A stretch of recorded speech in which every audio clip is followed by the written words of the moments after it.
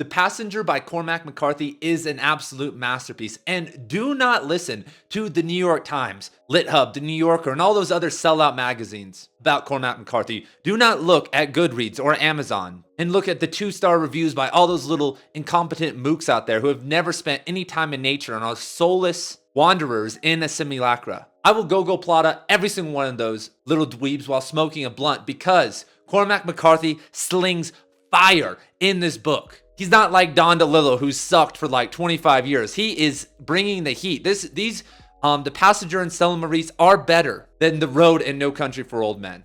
Hands down. I can't sit here and say they are better than Blood Meridian or the Border Trilogy. But I can tell you that you will not be disappointed if you like expansive passages about nature and symbolic thinking and the exploration of mental health, consciousness, the soul, and science. McCarthy is here to redeem literature. So the basic overview and structure of The Passenger, without any spoilers, is that it's split between two halves. In one half is one protagonist's hallucination, and in the other half, or dream world type stuff that in italics, like McCarthy likes to do. If you are a McCarthy fan, he does the McCarthy in italics. And then on the other side, we have non-italics that focuses more on a linear storyline. And I just have to say right off the bat that a lot of people aren't going to like this book because McCarthy does not use quotation marks. And there is a lot of dialogue in these books, like more so than usual. There is a ton of dialogue. And I will admit that I consider myself a renegade McCarthy scholar. And if you guys are interested, sign up for my free Cormac McCarthy newsletter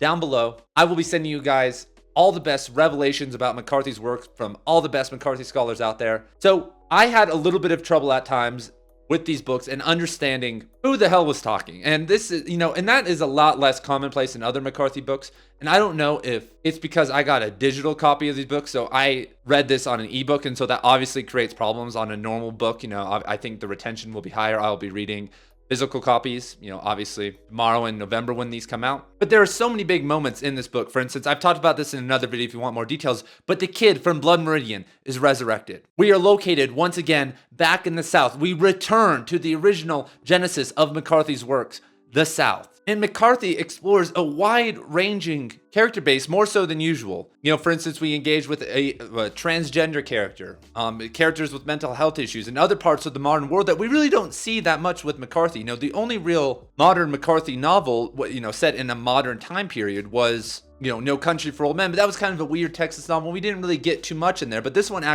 these books actually give you a little bit more of McCarthy talking about more modern things and modern consciousness and telling jokes. I can't tell you how much random humor is in this book that I didn't know that McCarthy had in him.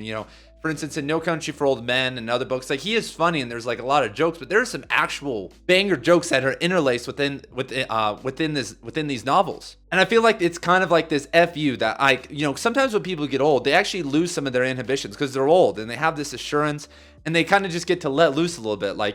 What the hell? I'm just going to do this. And I really feel like that's what these novels are. It's really just like a letting loose. I am here, I am a master of this game, and I don't have to be subverted by any of your expectations. I can talk about transgender people the way I want to. I can talk about the soul and consciousness and God and make jokes and talk about women and men and life however I want, because I'm a reclusive writer that cannot be canceled. Cormac McCarthy is basically one of the only uncancelable writers. And the real reason is not that he's a recluse, it's because none of the wokesters actually read him, so they actually just never know who he is to actually cancel him. So this is the right conscious stamp of approval on The Passenger by Cormac McCarthy. Everybody go get your copy. It is releasing tomorrow. Once again, if you guys would like to check out that newsletter, link down below. And right over here, I talk about the kid being resurrected in Cormac McCarthy's work once again. Peace.